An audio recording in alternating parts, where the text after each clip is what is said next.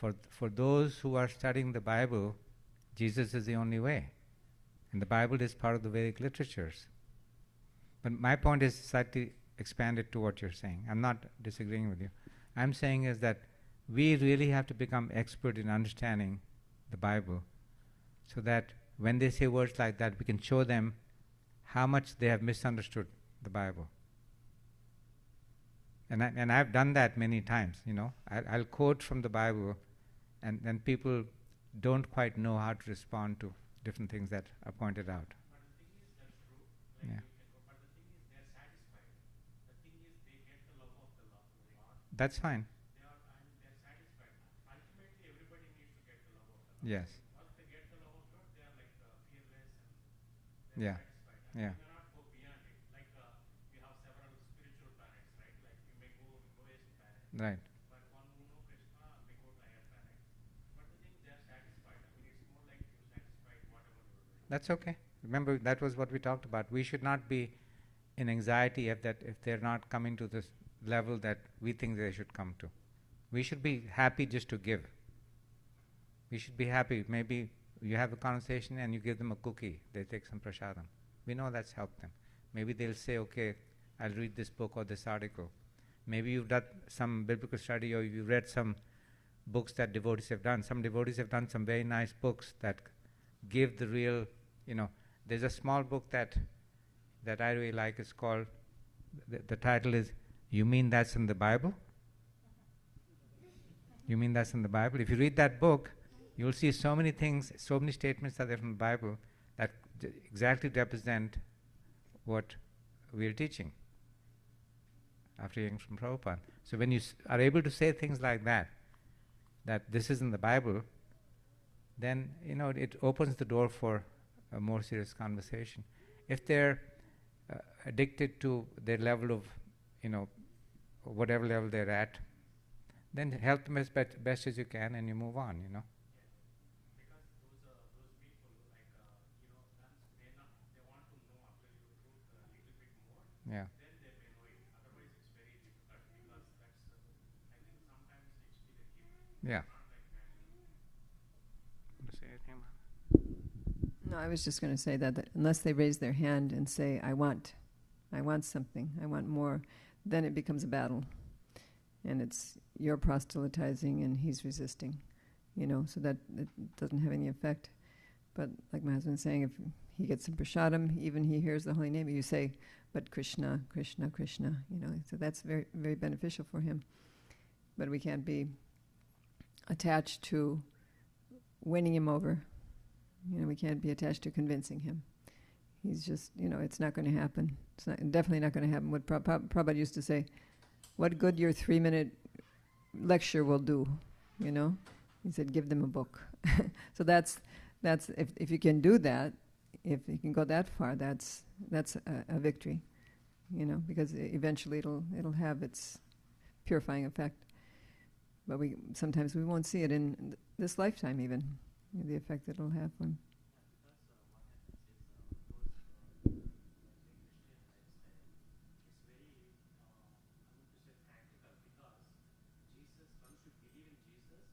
Everything is automatically, nullified. Whatever the laws of the nature, whatever, is nullified by the Jesus faith. That's what he mentioned in the Bible. So, My goodness. you have Bible faith, that's everything that's nullified. That because of that, they don't need to do anything. So that's the major why You know that Prabhupada would agree with that, but he would, in different ways, encourage people to really follow Jesus then. Gandhi actually said one time when somebody said, what about Christianity? What do you think about it? He said that would be a good idea. You know what that means? It would be a good idea if you actually become Christians. Yeah, very easy to say. And I don't hesitate to tell people, you know, I interact a lot with, you know, Western people. And if you have a good relationship, I'll say things like, it's very easy to say, I'm a Christian. It's very hard to actually be a Christian. And they agree with that. Very easy to say I'm a Christian. Very hard to actually be a Christian.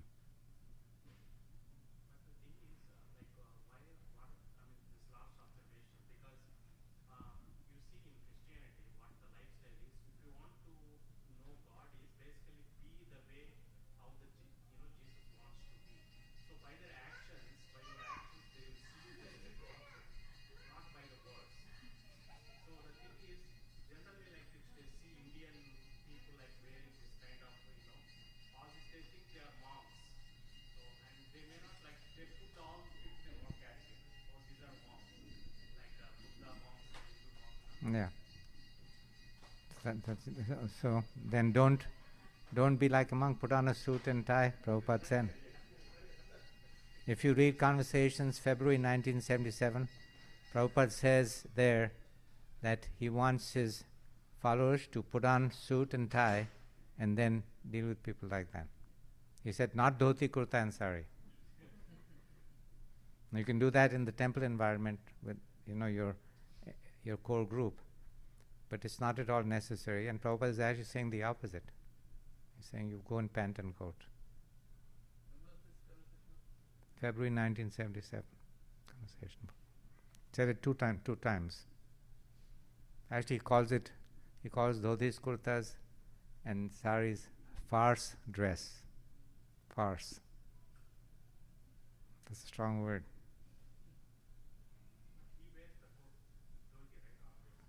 But he's coming from a very different platform. At that age and that status, everybody respected that. But for us to address our co-workers, colleagues, our neighbors, we're talking about that. It should be a very non-threatening presentation.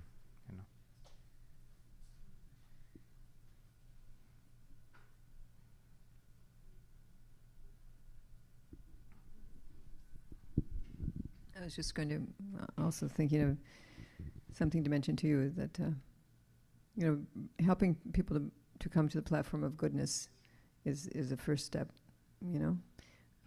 Bringing them to the temple, that's probably way down the road, if at all.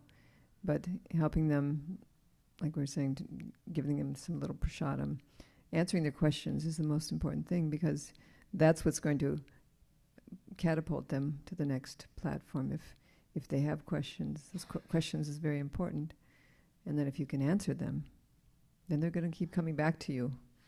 And getting the answers to those questions will start to purify their hearts, actually, because it's coming from the Vedas, right? It's coming from Srila Prabhupada. So, if you can just be a friend to them, that's an important thing. And a friend in the way that they haven't had a friend like that before, that really cares about them very deeply. The most important things in their lives. You're concerned about those things. For them, well, they haven't even been concerned about them mostly. But you're concerned about them, and you care for them. You love them, and they feel that. They understand that, and they understand that you have something that they don't have. You have something unique, and they're intrigued by that. And so then they'll want to go to the next step, and the next step, and the next step, But you're answering those questions will lead to things like meat eating, and that's a very big thing. Sometimes Prabhupada would say that's the most heinous crime, most heinous sin that people are performing, and that's a daily thing in people's lives in the West. So if you can help them understand, why this is so bad for themselves, for their health, for their mentality. We're building a house in Alachua just to sell, because we've been in real estate for many years now, and the market is very good for selling. So we kind of came out of semi-retirement, and he decided that we would build a house. So anyway, we have this young contractor. He's only 35 years old, I think. Westerner, very, very nice guy. But he was a little overweight, and you could see he was kind of cloudy in his eyes, just kind of consciousness covered over, And we had him over for lunch one time when we were talking about the plans and this and that. And he really liked everything. We had him, and we gave him some cookies and every once in a while some fruit, and came over again for lunch. And I noticed, we noticed actually his pants were kind of falling off. He had his belt. So what happened? I lost 10 pounds, because I really am cutting back on my meat. What you guys talked about was really important. I could see I'm feeling so much clearer in my head. I can think more clearly. I don't have to. Before I used to want to fall asleep after lunch. You might find that in your work too, with people that go out and have some. Then they're wanting to fall asleep after lunch instead of work. So, it's amazing, but it's true if we can help people take a next step, and then they're so grateful to us. He sees us all the time. He says, "You look so good, and I feel so good." I'm not eating any fast food anymore. It's a big thing for him. And my family is eating more vegetables and fruits now, more whole foods and such. We all feel so much better. So, and then they'll be very grateful to you, and they'll want to go to the next step and maybe ask you more questions. This is on a gross level, but what about the next thing? And we've given him a book now too. So. Okay, we should wrap up now. This is a book that one devotee did. Dhaneshwar Das, Prabhupada's disciple. It's called Change the Karma. He did this for mainstream. And you may like certain things about it, you may not like. But karma is pretty much a household word now. So you can discuss, on that platform. Vegetarianism we already talked about. Yoga, meditation. So you can, I brought only 2. You can look at these and see you get some ideas out of this for discussion with people. This, I brought 2 of these. This was done because I did some writing and things, and the title of this is 163 questions that you must ask to win the game of life and attain the highest levels of peace, pleasure, prosperity, purpose, and success. It's kind of long, but it can be something like this, questions. So the reason this was done, and there's a couple of copies here, you can figure out a way to share this. The questions have to do, they're categories. The topics, the headings are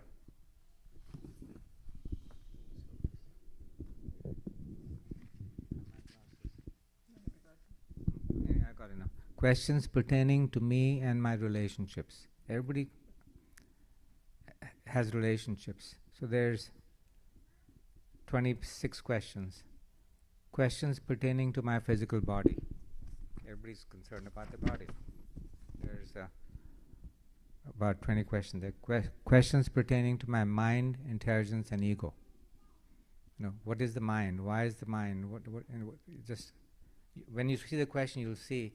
If they look at these questions, they'll say, "Boy, I don't really know much about myself, about my life." I gave this to a very intelligent professor at the University of Florida. And we got to know because he also has a real estate company, but we became friends. And very important to build friendship first. So became friends, and then one time I said, his name is Todd, and I said, Todd, because he knew that I had some knowledge that was kind of intriguing, So I said, I have these questions, and can you just look at them and tell me what you think?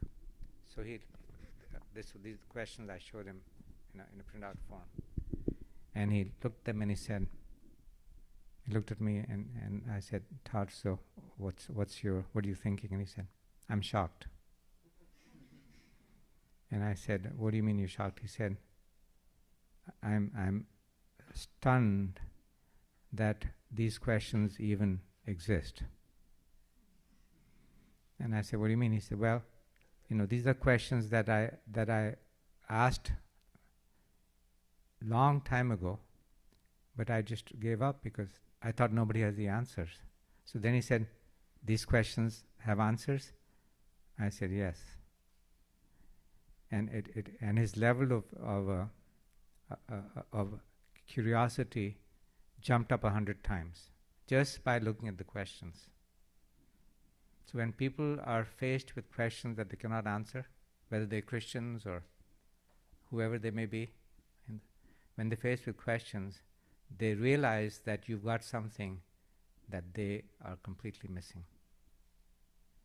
So you can all together come up with, maybe not 163, come up with 50 questions or 25 questions. So what I do with people, and I don't do as much as I should, I say, okay, tell me the 5 questions that today, if they could be answered, it would make a big difference in your life.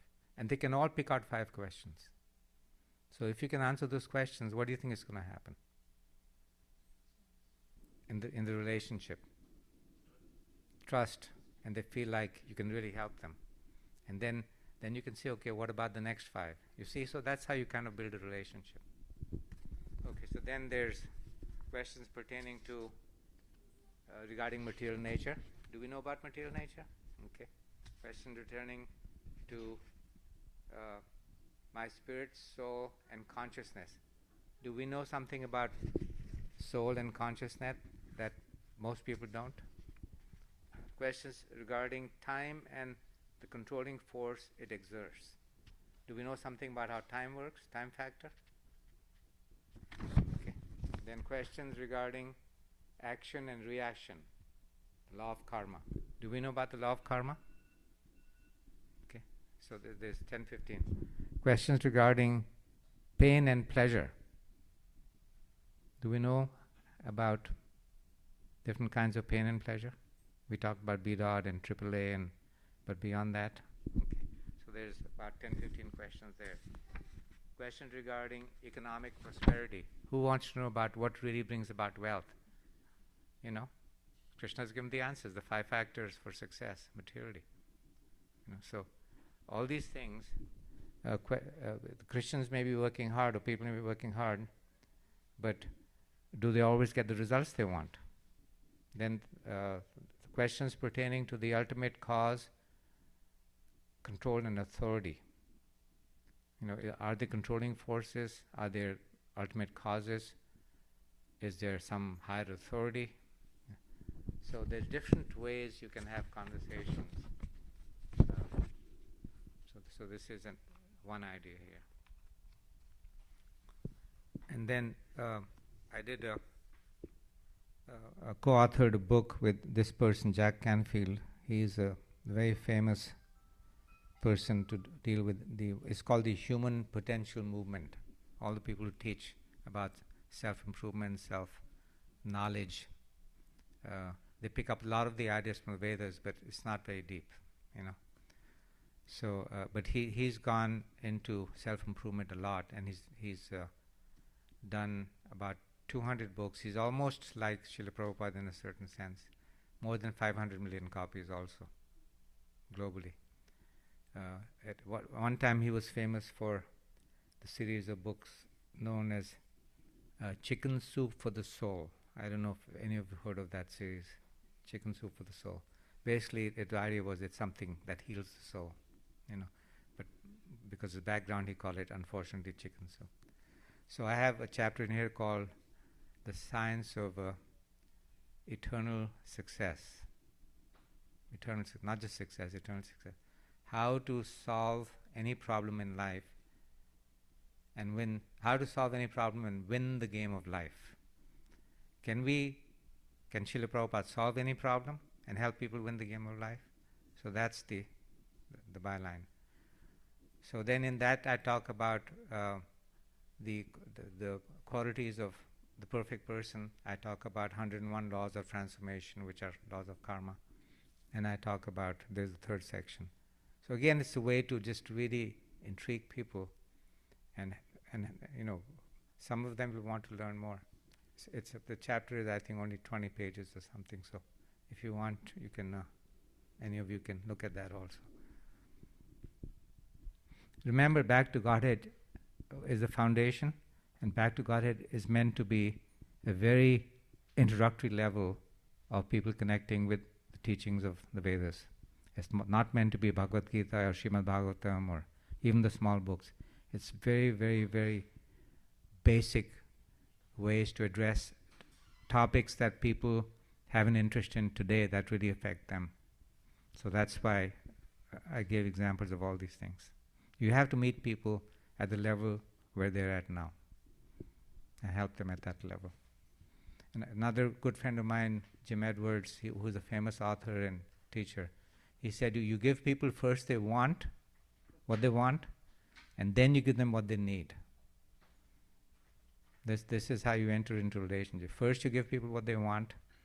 Although you know that what they need is Krishna consciousness, you don't give them that. You give them the answers to the questions that they're looking for. You help them deal with issues that they're looking to deal with today. And then you give them more and more of what they need. Okay, I think we'll stop now. Krishna?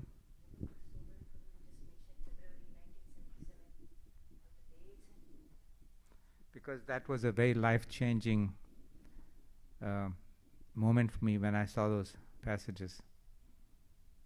It was actually very liberating that Prabhupada wanted us to not be so hung up on dresses and all of that. He wanted us to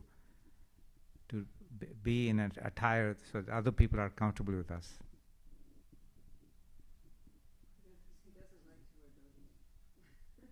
No, I wear them when I have to, but most of the time, it depends on the situation, you know. When in Rome you do as? Yeah. Somebody asked me today, one of my colleagues, that's Tilakan.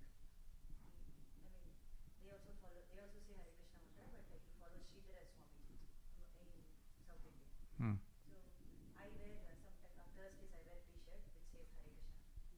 You are wearing Hare Krishna shirt, but why are you not coming with Tilak? Comparing me with him. I didn't have an answer. It's more important. I want people to at least say Krishna's name once. No, that's good. That's good. You have to, again, according to the situation and your objectives. Sometimes wearing a shirt that says Hare Krishna, if that's helping you start conversation and build relationships, do that, you know. He's asking why you are not coming with Tilak to office. But you can try that also. Some people do that, and that helps them build relationships. People ask, like, when we go out for some picnic or something, we put tilak, and a lot of Westerners stop and ask, what is that? Yeah. So what do you say? So we give an explanation. We tell them that we are the servants of the Lord. That's nice. Yeah. Small little things do trigger. Yeah. It's very important to transact in such a way. You know, most people maybe you're going to meet only once. But if you want to build a relationship, then you have to assess what is the best way to build a relationship, you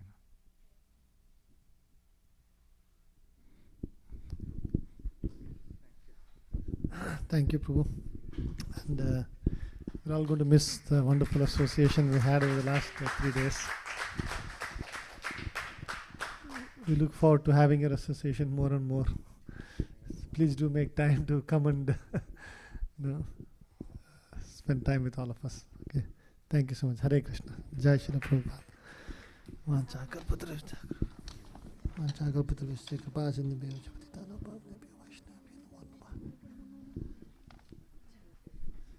So prasadam is outside. Okay.